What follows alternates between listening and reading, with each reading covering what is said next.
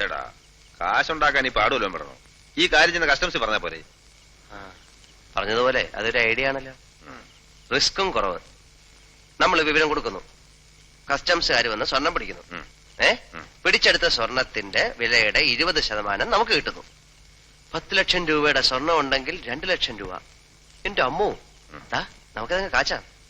അവരെങ്ങാനും അറിഞ്ഞാൽ നമ്മളെ കാച്ചൊന്നു മാത്രമല്ല, നമ്മുടെ കുടുംബം കൂടെ കുളം തോണ്ടും. എടാ, അത് അവരറിഞ്ഞാലല്ലേ. ഇതെങ്ങനെ അറിയാനാ? ഇൻഫോർമറെ പറ്റി ഒരു വിവരവും അവർ പുറത്തു വിടത്തില്ല. അതെല്ലാം ഡിപ്പാർട്ട്മെന്റിലെ ഡെഡ് സീക്രട്ട് ആയിരിക്കും. പിന്നെ നമുക്ക് വേണമെങ്കിൽ പോലീസ് പ്രൊട്ടക്ഷൻ ആവശ്യപ്പെടാം. നീ സീരിയസ് ആയിട്ട് പറയുന്നു? അതെ. എടാ, നമ്മൾ രക്ഷപ്പെടൂടാ. ഭാഗ്യം ആ തന്തയുടെ ശവത്തിന്റെ രൂപത്തിൽ വന്ന് നമ്മളെ ഇവിടെ കൊണ്ടെത്തിച്ചതാ. അല്ലെങ്കിൽ നമ്മളിവിടെ വരാനും ആക്സിൽ ഒടിയാനും നമ്മളെ സ്വപ്നം കാണിച്ച് പേടിപ്പിച്ച് പുറത്തിറക്കി ഇതൊക്കെ കാണിക്കാനും അവസരം ഉണ്ടായതെങ്ങനെ? തീക്കളിയാവൂ. ഒരു മണ്ണാങ്കട്ടയില്ല. എല്ലാം ഞാൻ ഏറ്റു. നിനക്കെന്റെ കൂടെ നിൽക്കാം.